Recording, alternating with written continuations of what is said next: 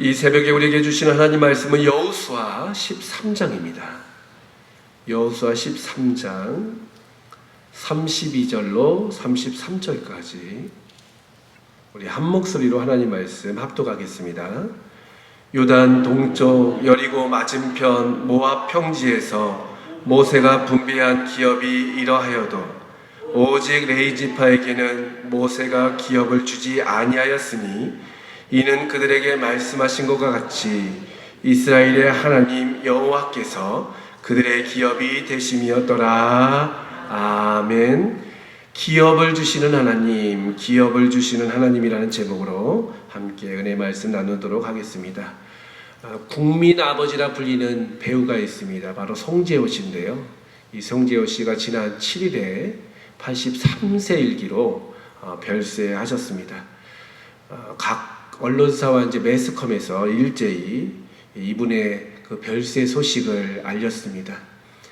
근데 매스컴에서 나오기 1시간 전에 저에게 이제 문자가 왔습니다. 송재호 씨가 돌아가셨다. 그분의 아들에게서 온 문자입니다. 그분의 아들, 큰아들이 지금 용인 수지에서 담임 목회를 하고 계신 분인데 그분하고 제가 신대원에서 같이 공부를 했습니다. 저랑 나이 차는 좀 있지만 아주 친하게 제가 형님 하면서 잘 따랐던 제 목사님이신데 아버지께서 돌아가셨습니다 라고 문자가 왔습니다. 사실 저희 어머니가 돌아가셨을 때 그 목사님이 오셨거든요. 오셔서 3일간 저에게 힘도 주시고 용기도 주셔서 저도 마땅히 가봐야 되는데 제주다 보니 갈 수가 없었고 그냥 위로의 문자 또 위로의 그 소식을 같이 나눴습니다. 근데 그러시더라고요. 와도 이제 조문이 어려울 수도 있다. 왜냐하면 너무 유명하시던 분이다 보니까 이게 이제 뭐 어떤 장례를 이제 장례식장 들어갈 때도 많은 사람들이 이제 제재를 하고 또 연예인들이 수많은 연예인들이 조문을 올 수가 있어서 좀 장례라든지 인사할 때 어려움이 있을 수 있다 그런 이야기를 듣게 되었습니다. 한 영화 배우, 한 그런 탤런트들도 이렇게 인기가 있는 것을 보면 사실 세상에 그 돈 많은 분이라든지 아니면 지식이 많은 분이라든지 그런 분들이 이제 갖고 있는 그 영향력이라는 것은 상당한 것 같습니다. 무엇을 가졌는가가 우리가 이 세상을 살아가는 동안에 평가받는 척도 기준이 아닌가 생각됩니다. 어떤 사람들은 돈이 많고 어떤 사람들은 지식이 많고 어떤 사람들은 명예와 권세가 있고 어떤 사람은 기술이 있고 어떤 사람은 외모가 있고 또 어떤 사람은 건강이 있지요. 이런 것을 보면서 이 사람은 어떻게 살았는지 많은 사람들은 평가를 하게 된다는 것입니다. 자신에게 특출나게 가지고 있는 것을 가리켜서 히브리어로는 나할라라는 말을 쓰고 있습니다. 이 나할라는 하나님께서 주신 특별한 복이라는 것입니다. 다른 사람들과 같이 일반적인 복이 아니라 나에게만 주신 특별한 복을 가리켜 나할라라고 하는데 이 나할라라는 말을 성경에서는 기업이라는 말로 번역해서 사용하고 있습니다. 어떤 사람에게는 권세를 주셨습니다. 어떤 사람에게는 또 자녀를 주시고 또 땅을 주시고 또 건강을 주시는 것, 하나님께서 주신 선물을 가리켜서 나할라, 기업이다라고 성경은 기록하고 있다는 것이죠. 이 복의 근원이라 일컬어지는 아브라함도 하나님으로부터 놀라운 나할라 선물을 받게 되었는데 창세기 17장에 보니까 하나님께서 아브라함에게 나타나셨습니다. 그때 아브라함의 나이는 99세였습니다. 이제 이스마엘을 얻고 나서 하나님께서 말씀하지 않고 계시다가 20년이 지난 99세 때 나타나셔서 새로운 약속을 주시는 것이죠. 그 약속은 바로 복이었습니다. 내가 내게 많은 자손을 주겠다. 하늘의 별과 같이 바다의 모래알과 같이 많은 자식을 줄 것이고 또 하나의 복을 말씀하시는데 그것은 바로 땅에 대한 복이었습니다. 창세기 17장 8절 말씀에 보니까 내가 너와 내 후손에게 거류하는 이 땅, 곧 가나안의 온 땅을 주어 영원한 기업이 되게 하고 나는 그들의 하나님이 되리라 라고 말씀하고 있습니다. 자녀를 주고 땅을 주는데 결국 이 자녀와 땅을 하나님께서 나할라, 기업으로 너와 내 자손에게 주겠다라고 말씀하고 계시는 것이죠. 사실 아브라함의 당대 때 이런 것이 성취되지는 않습니다. 여러분, 축복이다 하면 내 세대 때, 내 목전에서 그것이 뭔가 만들어져야지만 우리는 기업이라고 생각하지 않습니까? 당장 무엇이 이루어지고 성취될 때 하나님으로부터 복을 받았다라고 고백하는 것이지, 100년 후에 되어질 일, 200년 후에 되어질 일을 우리는 축복이라 말하지 않지요. 그런데 놀랍게도 하나님께서는 이 복의 근원인 아브라함에게 복을 주시는데, 그 복은 당대에 이루어지는 복이 아니었다는 것입니다. 사실 당대의 복을 받으면 참 좋지요. 내 세대 때 바로 지금 하나님께서 복을 주시면 감사하겠지만요, 그 복은 사실 내 인생이 사라지면 같이 사라질 수도 있는 복들이 많이 있다는 것입니다. 아까 전에 말씀드렸듯이 어떤 지식이라든지 외모라든지 권세라든지 건강은요, 아무리 복을 받아도 내가 죽고 나면 끝 아니겠습니까? 근데 하나님께서 주신 복, 이 자녀에 대한 복, 또 땅에 대한 복은요, 당대에 끝나는 복이 아니라 후손까지 이어진다는 특징을 갖고 있다는 것입니다. 아브라함이 죽고 나서 400년, 500년이 지난 한참 후에 하나님은 아브라함과 하셨던 약속을 기억하시사 절망적이었던 이스라엘 백성들을 애굽 땅에서 건져내셨습니다. 만약에 아브라함에게 그 복을 주지 않으셨다면, 약속을 주지 않으셨다면 영원히 노예 신분으로 끝날 수밖에 없는 인생들이었지만, 수백만의 사람들은 아브라함의 그 복 때문에 놀라운 생명의 역사를 경험했다는 것이지요.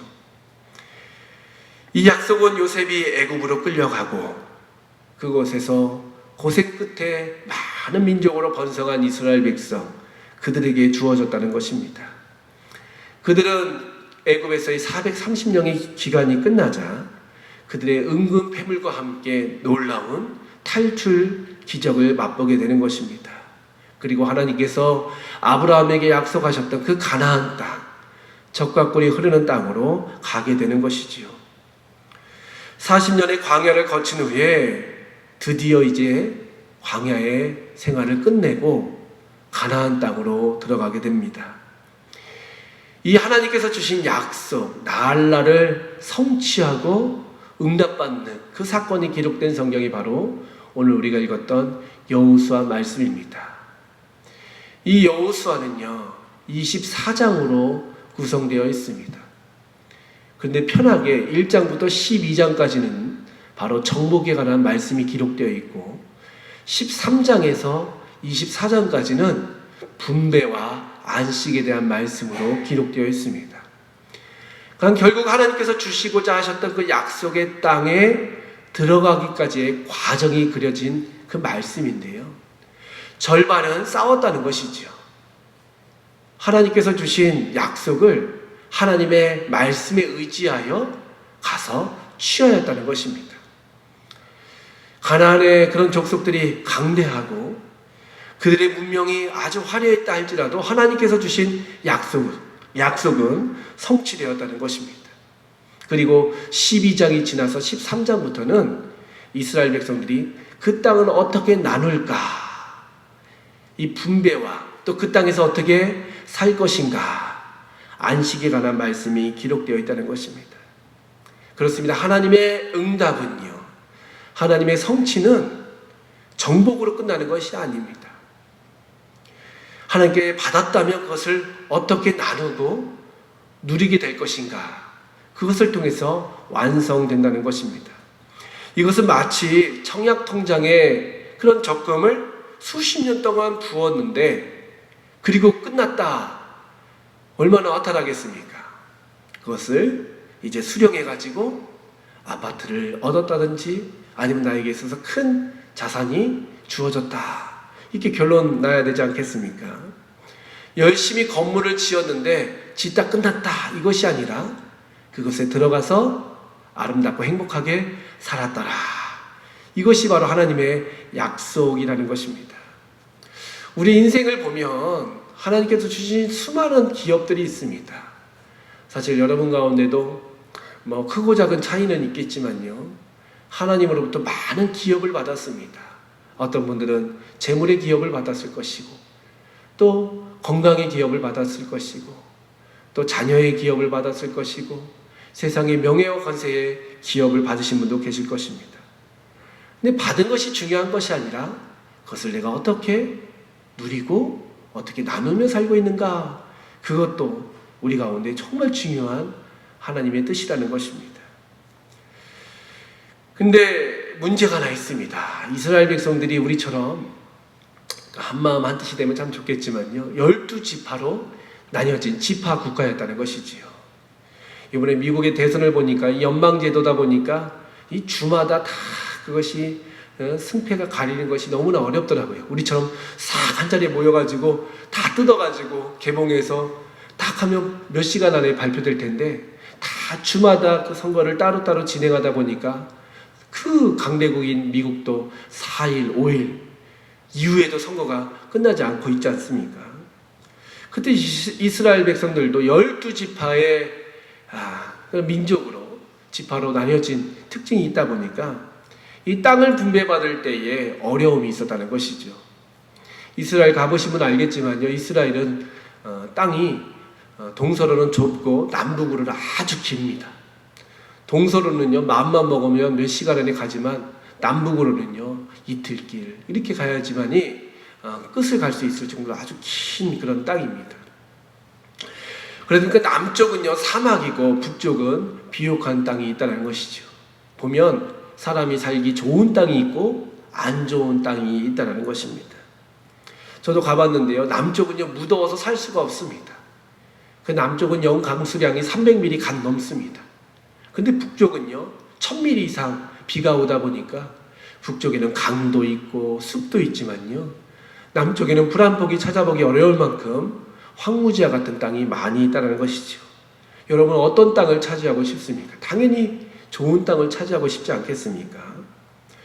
이렇듯 하나님께서 주신 아무리 약속이 기업이라 할지라도 어떤 지파에게는 좋은 땅, 또 반대로 어떤 지파에게는 좋지 못한 땅을 차지할 수 있다는 것이죠. 근데 더 놀라운 것은 오늘 말씀해 보니까 기업이 없는 지파도 있었다는 것입니다. 사실 우리는 좋은 땅을 얻는 것을 축복이라고 생각하지만요, 하나님께서는 좋지 않은 땅을 주셨음에도 불구하고 이것이 너희의 기업이다, 내가 너희에게 주는 특별한 선물이다 라고 말씀하고 있습니다. 정말 12지파를 보면요, 기업이 없었던 레위지파는 하나님의 거룩한 백성들로 하나님의 소유로 택함을 받았다는 것입니다. 그런데 그들에게 지파를 안 주신 것이 아니라 눈에 보이는 기업은 없었지만 하나님께서 그들에게 친히 내가 너희의 기업이 되리라 라고 말씀하고 있다는 것이죠. 오늘 우리가 읽었던 본문 말씀을 보면 우리 33절 말씀을 보니까 이스라엘의 하나님께서 레위 지파, 제사장 지파의 기업이 되리라 라고 말씀하고 계시다는 것이죠. 근데 레위 지파는 실제적으로 12지파들이 땅을 분배받았을 때 그 민족 가운데에 일정한 분깃을 얻어 함께 거류하였다는 것입니다. 그래서 48개의 성읍을 얻었습니다.